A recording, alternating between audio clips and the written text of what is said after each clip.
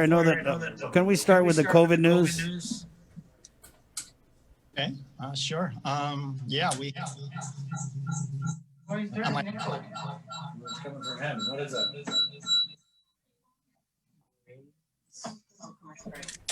Hey, Ray, give us a sec. We're going to figure this out, okay?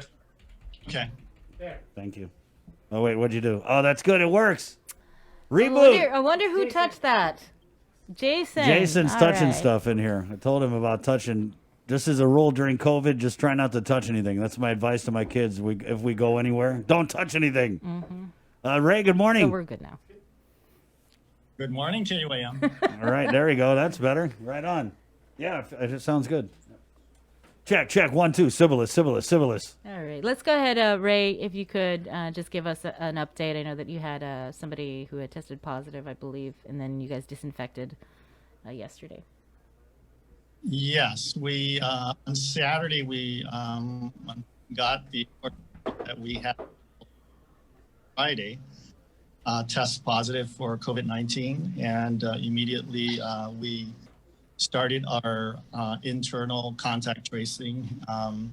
And then yesterday morning at about 9 a.m., I believe, we had a professional outfit come in and do the deep cleaning and sanitizing of all pertinent areas at GHURA.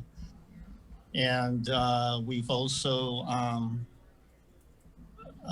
we're scheduling testing of all those who may have come into close contact starting tomorrow. And if public health isn't able to assist us, then we're just going to pay for a private lab to do that. And, you know, we're doing everything humanly possible to ensure the safety of our employees. Is there any particular reason why public health would force you guys to pay for it on your own or seek help outside of public health? You know, the numbers are,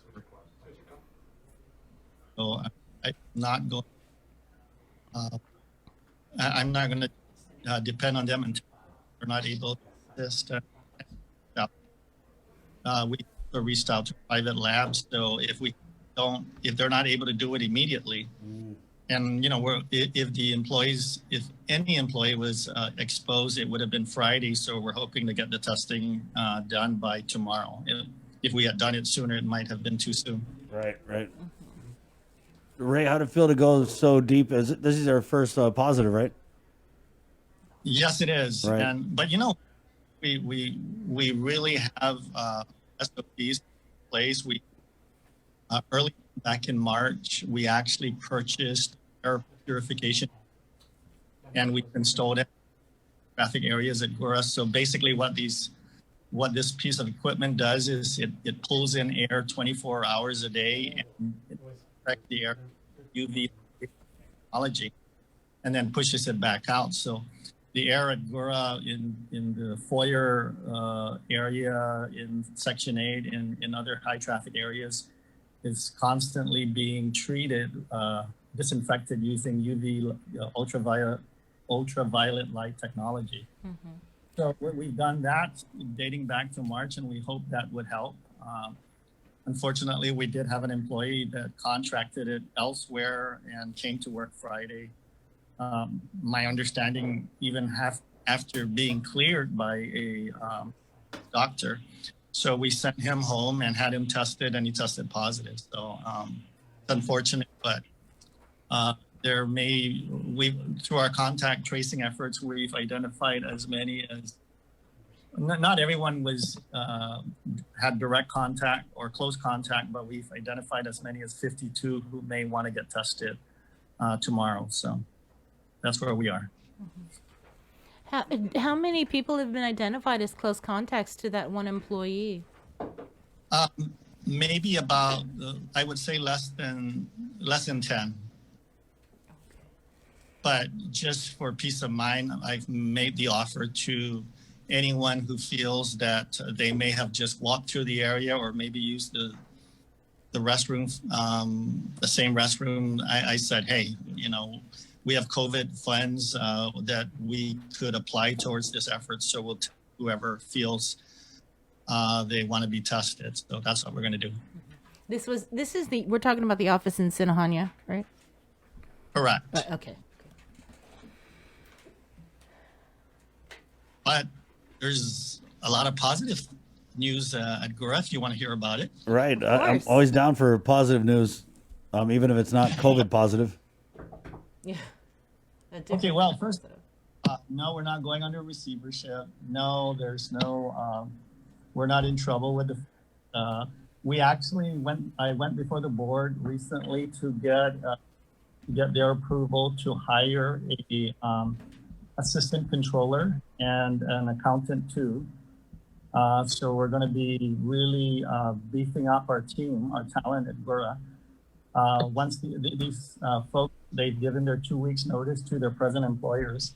And once we bring them in, we literally in our accounting department would have 4 certified public accountants, 1 certified government financial manager, 1 certified government bookkeeper. I mean, it's unheard of in Guam to have that kind of level of national certification just in our accounting office. In addition to that, we have of course, our architectural engineering manager is a PE. Our human resources manager is a DE in HR. And then about 20% of our workforce is actually completed the apprenticeship program at GCC. So, you know, it's kind of ironic that anyone would claim that we're going under receivership with that kind of certification under our belts. Hey, Ray, we had a comment here. What's taking so long for distribution of the federal funds for rent relief? Well, the rent relief has even started pre-COVID because GHURA works directly with Catholic Social Service and the Salvation Army, even before the pandemic. So rent relief was always out there. What we recently launched about a week and a half ago was the mortgage relief, and that was in partnership with the Guam Housing Corporation.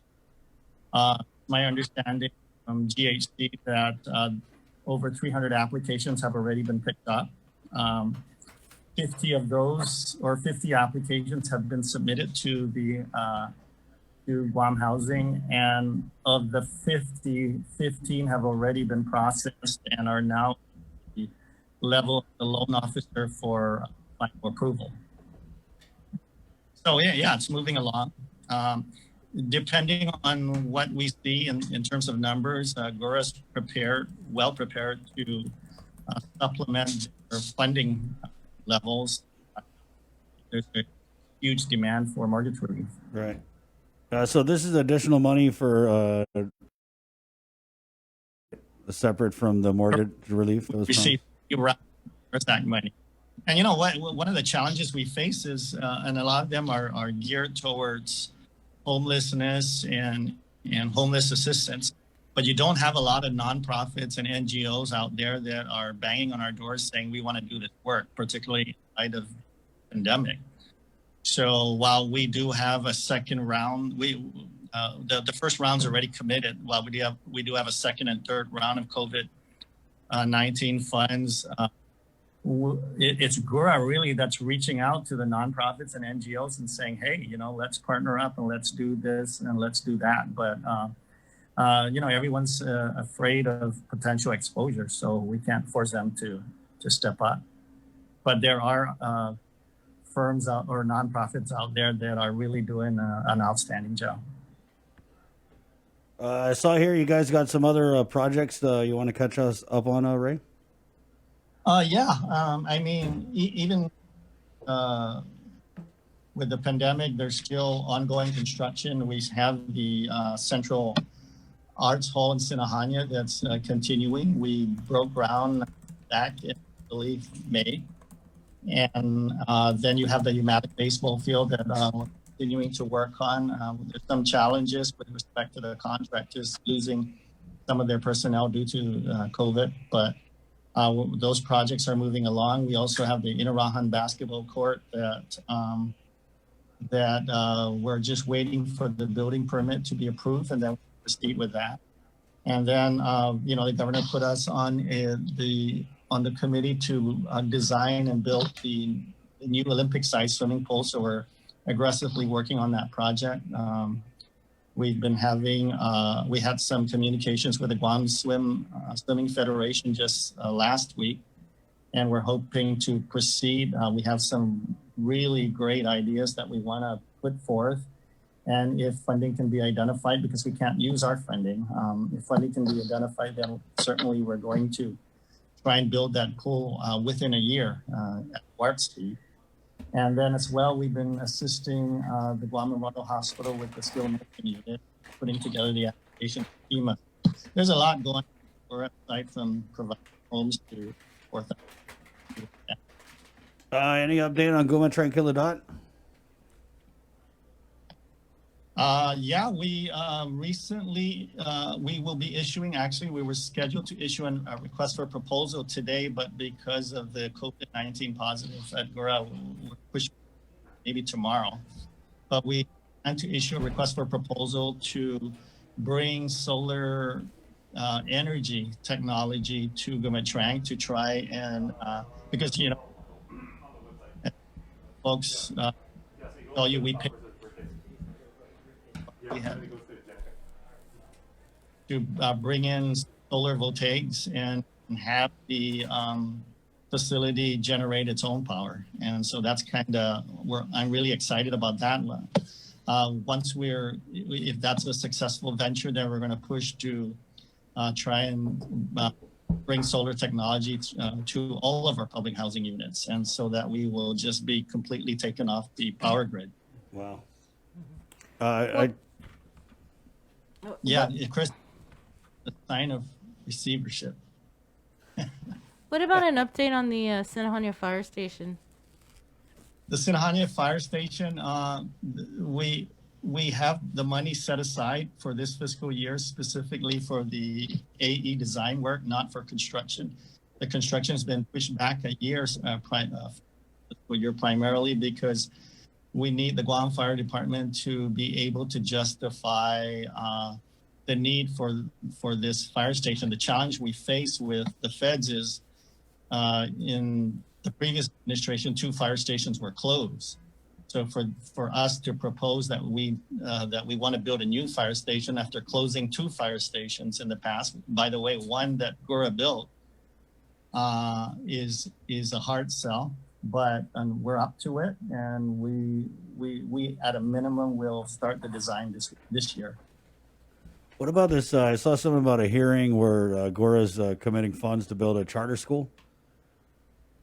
Yes, we're just days away, which, all of this bad press that GHURA got in recent weeks, which was really unwarranted. It really put a damper of one of our major projects, is the construction of a $32 million charter school in partnership with iLearn Academy.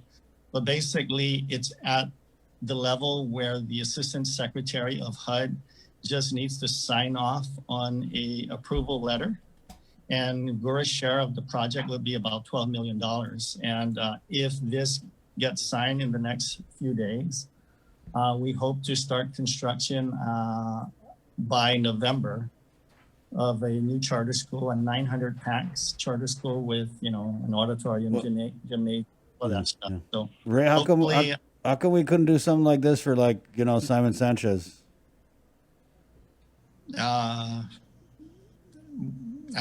You've got to ask DOE that. I can't answer to them. All I know is we're proceeding forward, but the challenges we face with getting that approval to do with all of this back and forth about receivership, which was never really in the books, or was never even at the discussion level. So when our elect starts saying things that are because it's election year, that's not even true. There's irreparable harm, and I keep cautioning them. There was no talk about receivership. They held an oversight hearing of GHURA, and we told them there's no receivership. I even have letters from HUD saying they're not aware of any receivership. But all of this back and forth about receivership, about bad audits, really put a damper on some of the, you're talking about $12 million loan to GHURA to build a charter school that was may have been delayed a bit till we figure out what we want to do locally. Do we really want to push forward these projects, or do we want to stymie agencies during election year because it's the Maui thing to do? Well, I don't know. I just feel like if we're given $12 million to build a charter school, it's kind of like, what are we doing about Simon Sanchez? I mean, was it too late, Ray? In your opinion, has that ship sailed, or would you be willing to? I don't know. No. In fact, this $12 million loan that we're supposed to receive from HUD, it's actually, we could apply every year if we wanted to for about $15 million. It doesn't have to be for a charter school. It could be for anything that's related to economic development. But this is the first time GHURA's done this. This is the first time actually GHURA's put itself in a position where it has liability. This year we're a $112 million operation with zero debt. I mean, you're not going to see that at the airport or the port or the utility agencies.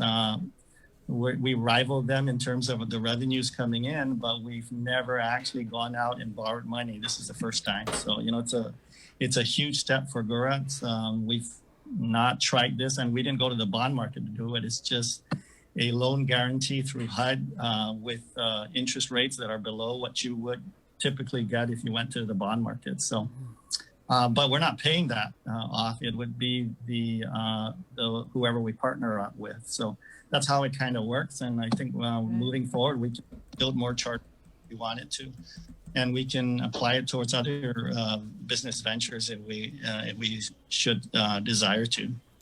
Did the charter school approach you, or did GHURA approach the charter school to let them know, hey, we've got this wonderful program? The charter actually approached us. I mean, if you want to know the history, what happened is, and there was a news story about this. The GHURA in the previous administration had actually proposed with this $12 million to build a strip mall near the new hospital, and that project fell through. So it was incumbent upon the new administration to try and figure out how we can save that money. So we were up against very strict timelines, and again, we're down to just days to get the Assistant Secretary of HUD to approve a $12 million loan to build this charter school. But initially, that wasn't the plan. It was a strip mall.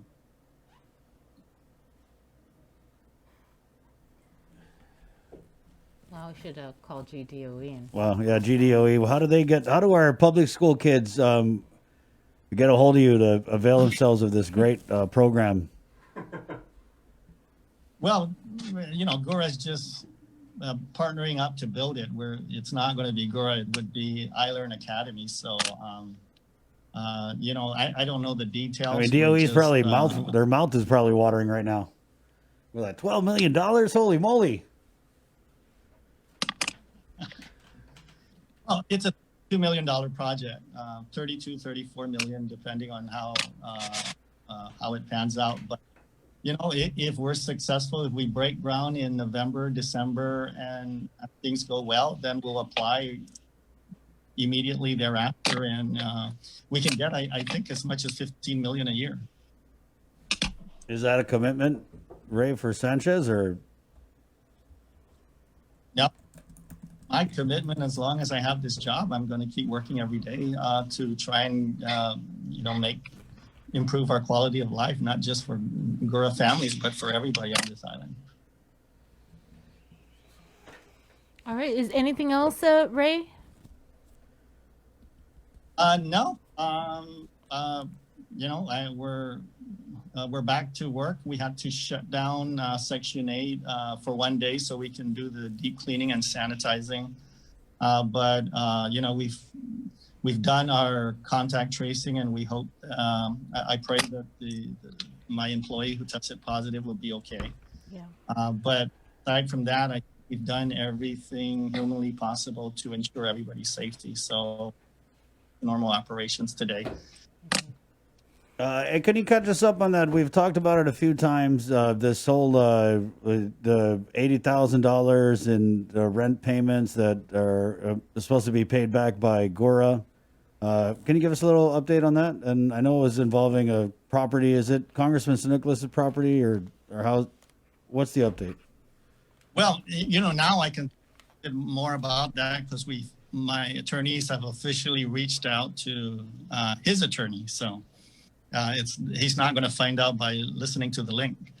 So yes, our attorney actually contacted his attorney and said, hey, you shouldn't have, there was a conflict of interest that was identified in the previous administration, not under my watch. And because it's a violation of federal law, this money needs to be returned. So what I do know is approximately $84,000 with one particular conflict is owed to GHURA, and then another, I believe, maybe $70,000 is on a separate conflict is owed to GHURA. So, yeah, I mean, he received the letter last week, and we'll see where we go from there. When you say he, can you specify who you mean? Well, elected official, if you're an official, you cannot be a landlord for GHURA. That's a prohibition via federal law, federal statute. Or you cannot have an immediate family member, whether it be a brother, sister, or mother, or father. You cannot have them be a landlord for GHURA. And every election year, we reach out to elected officials and we notify them of this federal law.